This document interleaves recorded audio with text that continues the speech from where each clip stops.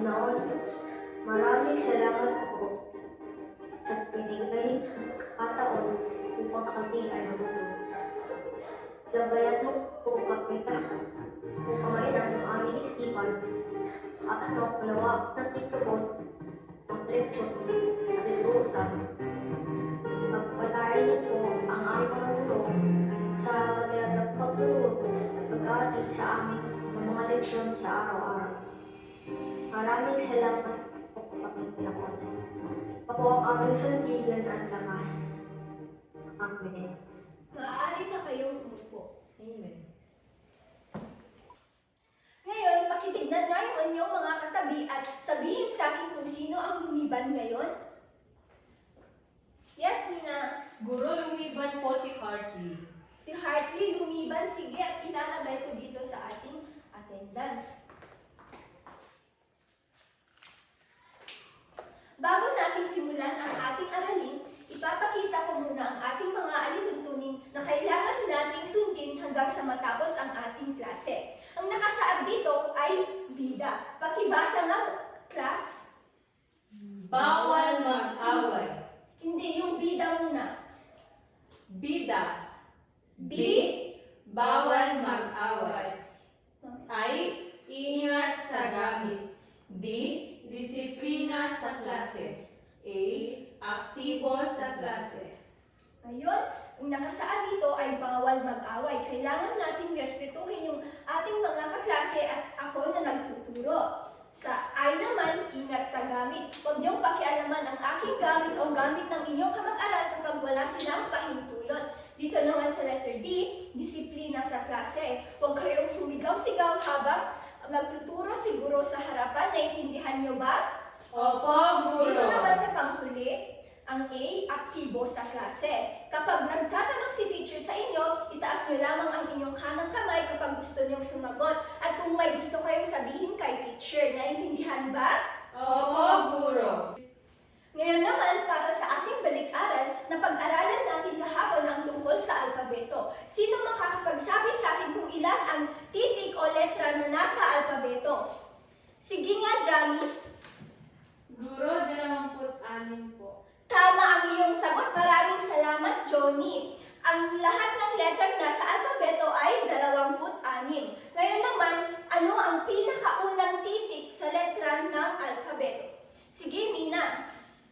Apo, guro. Mahusay, Mina. Ang unang titik sa letra alpabeto sa ating alpabeto. Ngayon, ano naman ang pinakapanghuling titik sa alpabeto? Sige, Johnny. Z po, guro. Z. Maraming salamat. Tama ang iyong sagot. Mahusay at naintindihan nyo at naalala nyo pa ang ating aralin kahapon. Ngayon naman, maglalaro muna tayo ng tunog hula. Ang gagawin nyo lamang dito ay ibibigay ko muna sa inyo ang dalawang card na ito. Ang asul na card at ang pulang card. Ang gagawin nyo lamang, itataas nyo ang asul na card kung ang pinapanood kong letra sa inyo ay mahirap bigkasin. At kapag naman madali itong bigkasin, kapag sa alam nyo madali itong bigkasin, itataas nyo ang pulang card. Naintindihan nyo ba, mga bata? Opo, guro. Sige. Simulan na natin ang laro. Para sa unang letra. Ito ang titik A. Ang tunog nito ay A. A. A. Halimbawa, aso. Ngayon naman, itaas niyo ang tamang card kung nagpapahiwatig ba ito ng madaling bigkasin o mahirap bigkasin. Pabilisan! Ikaw, Mina, yung nauna. Sa tingin mo, madali bang bigkasin ang iyong napanood dito sa telebisyon? Opo, guro. Pakiulit nga kung paano bigkasin yung titik na sinabi niya. A. Maraming salamat, Mina. Ngayon, para naman sa pangalawang Ito letra. ang titik E. Ang tunog nito ay E. E. E.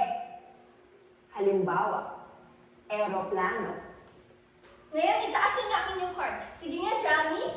Sa tingin mo, madali ba itong bigkasin? Sige nga, bigkasin mo at ulitin kung paano niya bigkasin yung letrang sinabi niya. Ngayon, ano ang tamang card para dyan? Madali ito? Yes po, Guro. Magaling, salamat, Johnny. Class, nakalimutan ko, meron pala akong sticker dito. Sa mga lahat ng sumagot, ay kukuha kayo ng isa kapag tama ang inyong sinagot. Naiintindihan ba? Opo, Guro. Para naman sa pangatlong letra. Ito ang titik T. Ang tunog nito ay B. B. B. Halimbawa, bola. Taas niyo ang inyong card. Sige nga, Mina, ano ang inyong sagot? Mahirap Asul po. na card. Paano, bigkasin mo nga ulit kung paano niya bigkasin yung letra? B. Maraming salamat, Mina. Dito naman sa pang-apat na letra.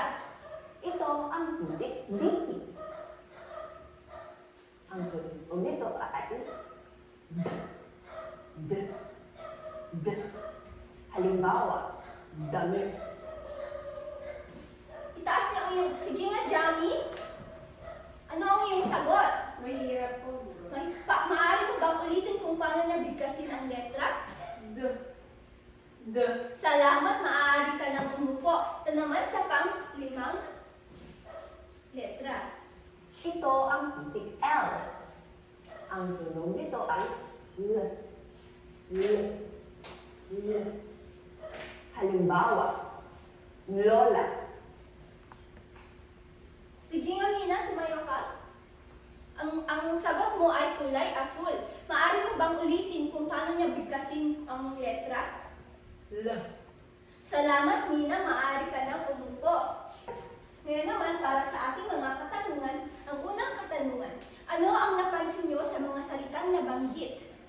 Mina, Ito po ay mga alpabeto po, Guro. maraming salamat, Mina. Ngayon naman, ano-ano ang mga titik na madaling bigkasin sa mga letra? Sige nga, Jami. Apo, Guro. Ano pa? I. Salamat, Jami. Yan yung mga sa tingin mo ay madaling bigkasin sa mga letra na ipresenta kanina. Ngayon, ano naman ang mga mahihirap bigkasin na letra? Sige nga, Mina. B. Ano pa? Tapos, D. Sige, ano pa? Tapos, L.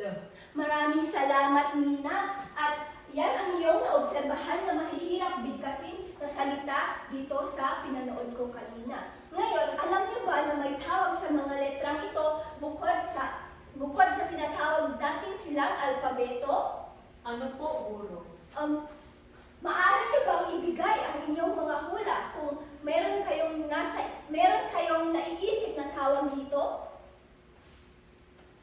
Sige nga, Mina. Guro, katinig. Katinig, tama!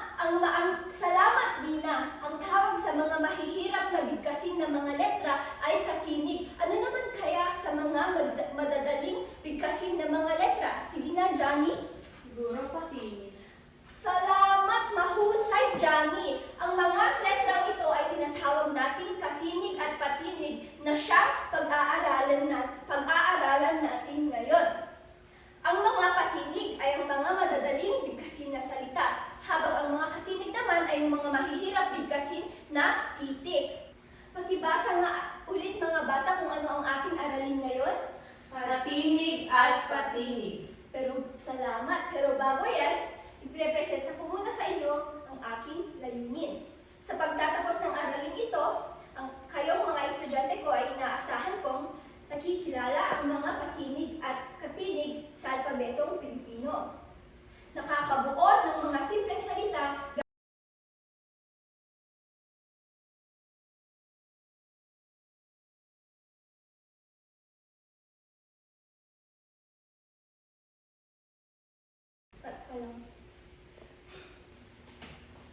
Ngayon, maglalaro ulit tayo. Ang larong ito ay tinawag na katinig o patinig game. Magpapakita ako ng mga letra dito sa telebisyon at sasabihin nyo kung patinig ba ito o katinig. Pabilisan nyo yung sumagot at itaas nyo ang iyong kanang kamay kung gusto nyo sumagot. Naintindihan ba? Opo, Guro.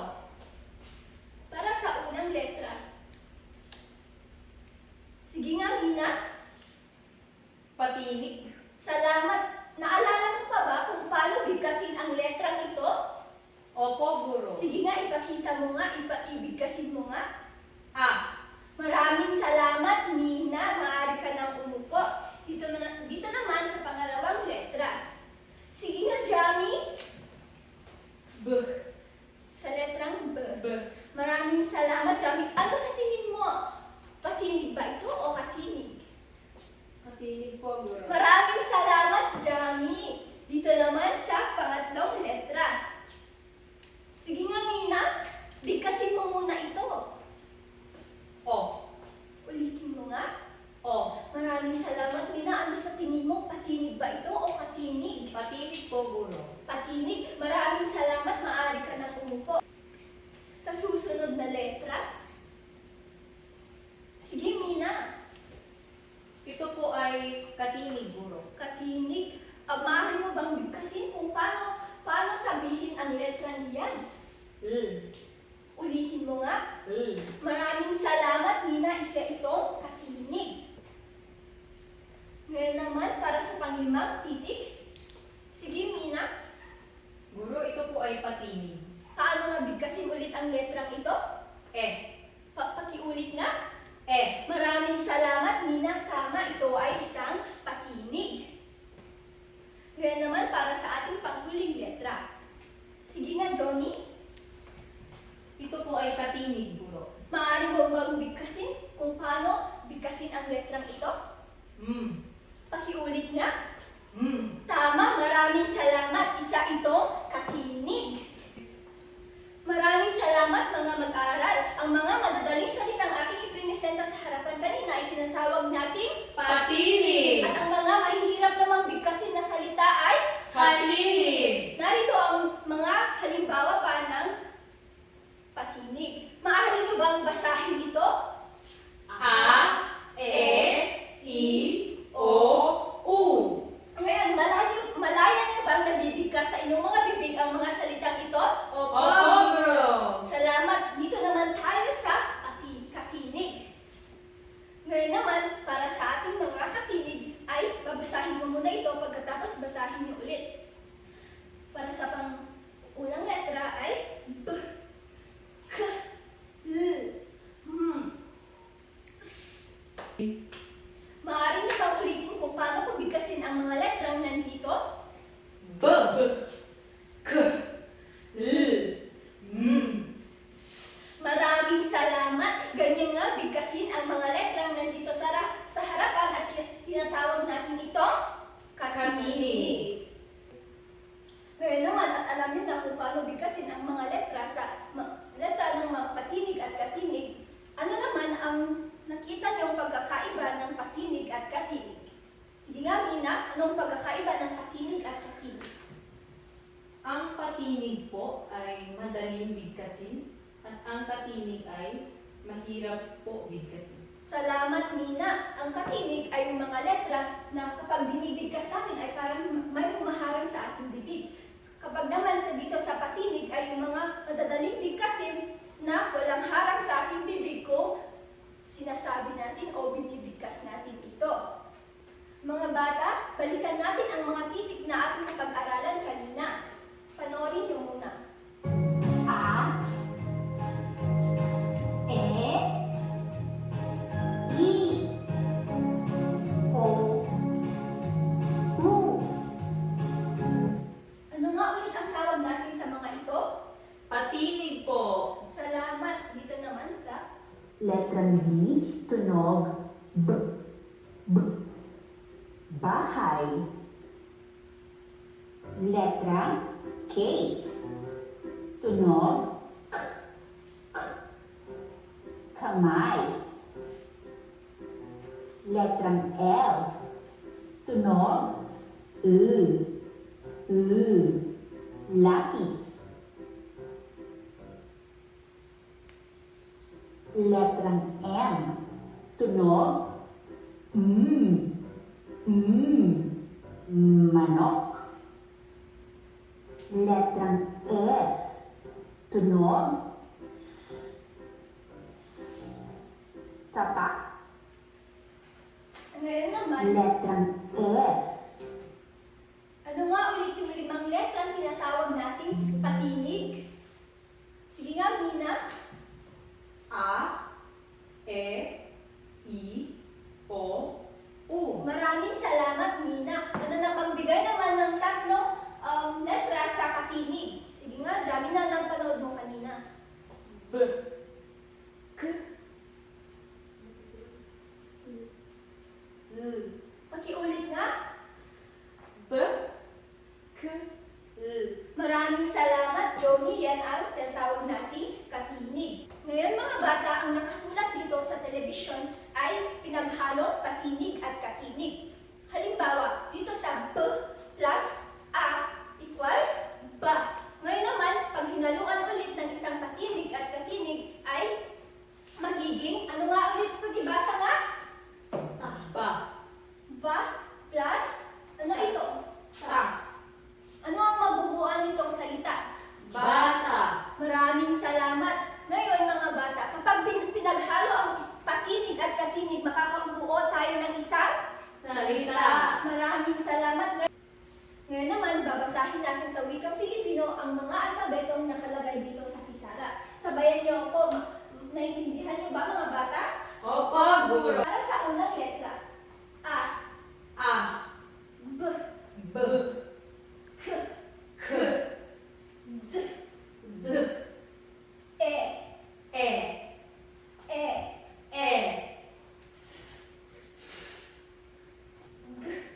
G, H, H, I, I, J, J, K, K,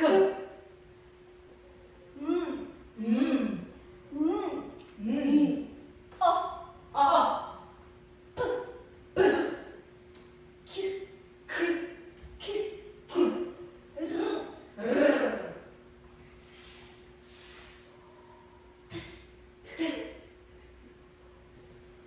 U, U,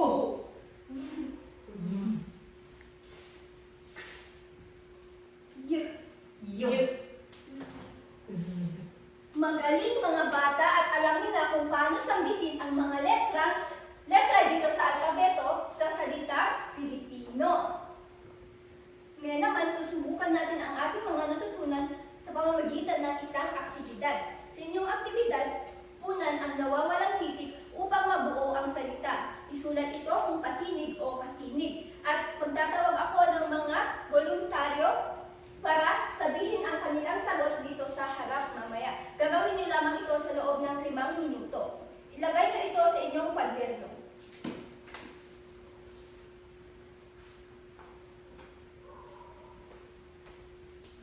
Ngayon naman, sino gusto magbahagi ng kanilang mga sagot para sa unang bilang? Sige nga, Johnny, punta sa harapan. Ngayon naman, Johnny, ang sasagutan mo ay number 1 at number 2. Sa unang bilang po ay ang nawawalang letra ay ang A at ito po ay patinig. Kapag pinagsama po ang A, sa unang bilang ay bata. Mahusay. Sa ikalawang bilang po ay ang nawawalang letra ay ang S at ito po ay patinig. Kapag pinagsama po ang S sa ikalawang bilang, ito po ay magiging aso. Maraming salamat, Johnny. Maaari ka nang umupo. Para naman sa number 3 to 5 na question ay sasagutan naman ito ni Nina. Babahagi mo ang iyong sagot kanina sa inyong papel. Sa pangatlong bilang, ang nawawalang titik po ay A at ito po ay patinig. At kung pagsasamahin po ay ama. Ilan ang nawawalang patinig doon? 2 po, guro. Sa pang-apat na bilang, ang nawawalang titik ay U at ito po ay isang patinig. Kapag binasa po ay lupa. Sa pang-5 bilang, ang nawawala pong titik ay 2. Ito ay I at D. At ito po ay, ang I po ay patinig. Ang D ay katinig. Kapag pinagsama is da. Maraming salamat, Nina. Magaling ang inyong mga kasagutan mag-aaral. Talagang naunawaan niyo ang ating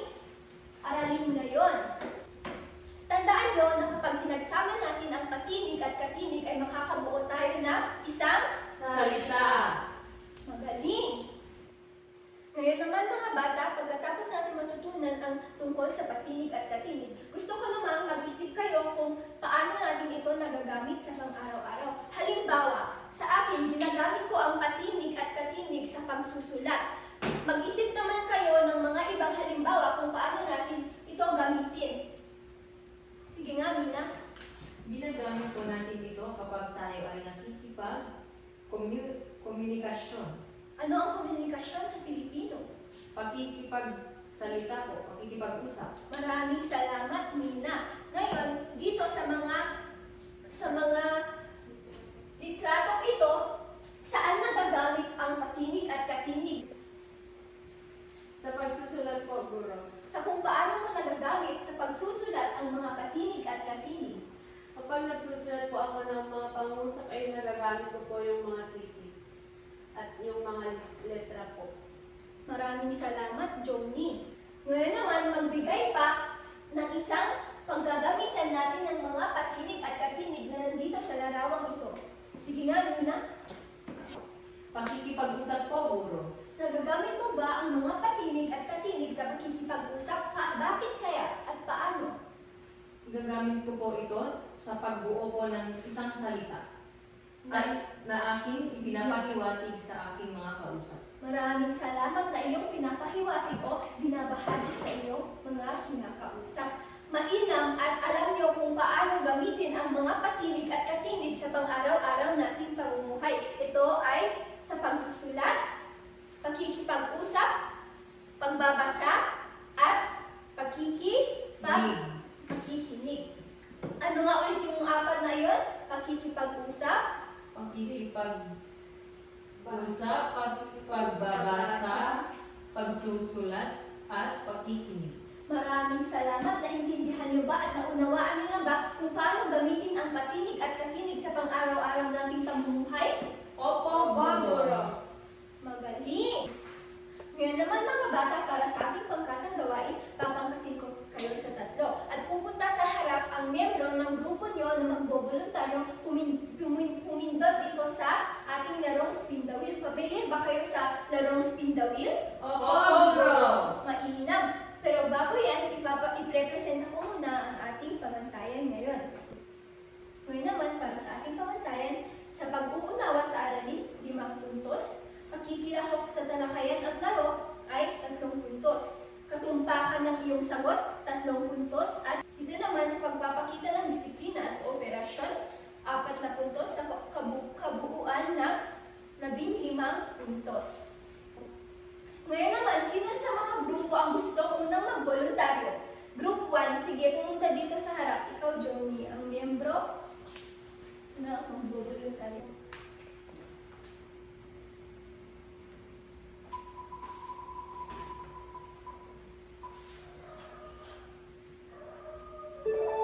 Ang napili mo ay katangian ng katinig. Magbigay ka nga ng katangian ng katinig, Johnny.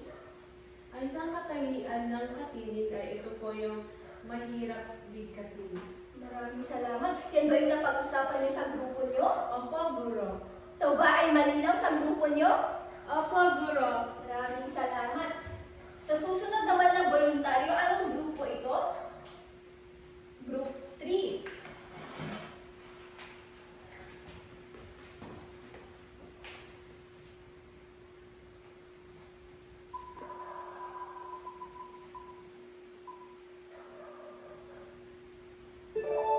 Ang napili mo ay patinig. Magbigay ka nga ng halimbawa ng patinig at bumuo ng isang salita gamit ito. A. Ano ang salitang mabubuo gamit ang A na patinig? Aso. Maraming salamat. Malinaw ba sa iyong grupo ang iyong sagot? Opo, Guro. Maraming salamat. Para sa susunod na voluntaryo, anong grupo ito? Group 2, sige, pumunta dito sa harapan.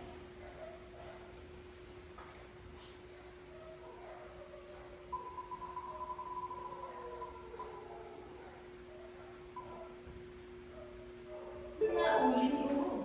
Naulit ito. Babaguhin natin. Mag-pindot ka ulit sa aking laptop.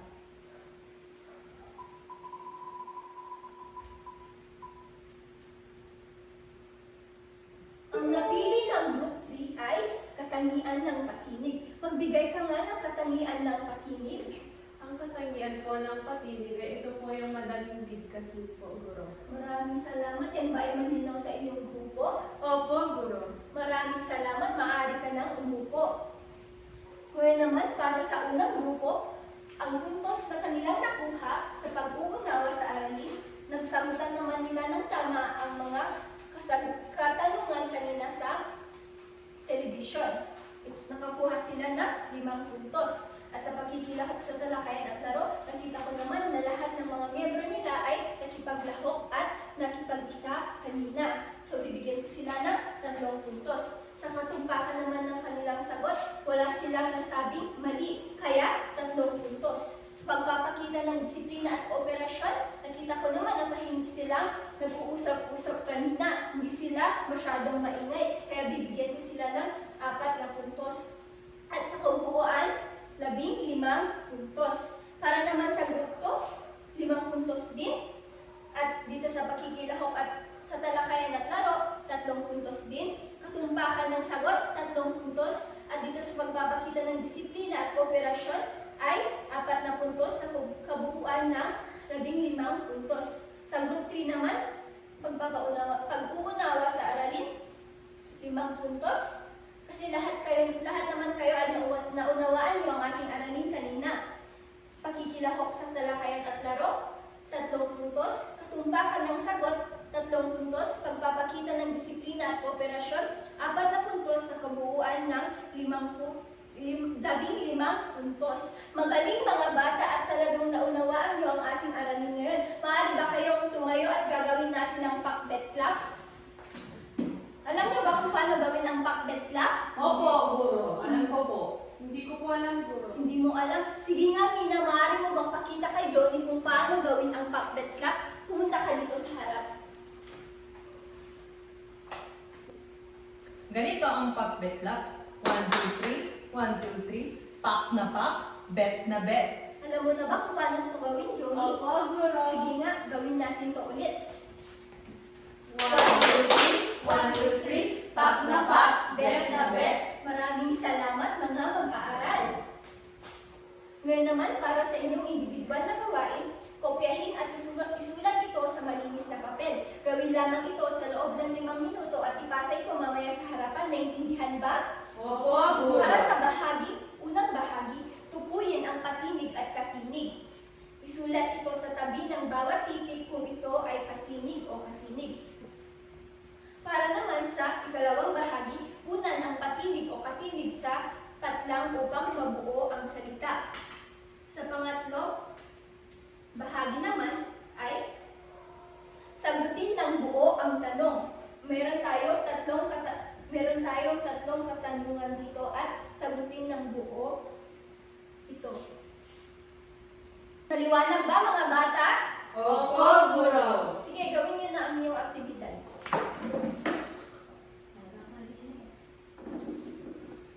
Tapos na ba? Opo, Guro. Maaari niyo nang ipasa sa harap ang inyong mga papel.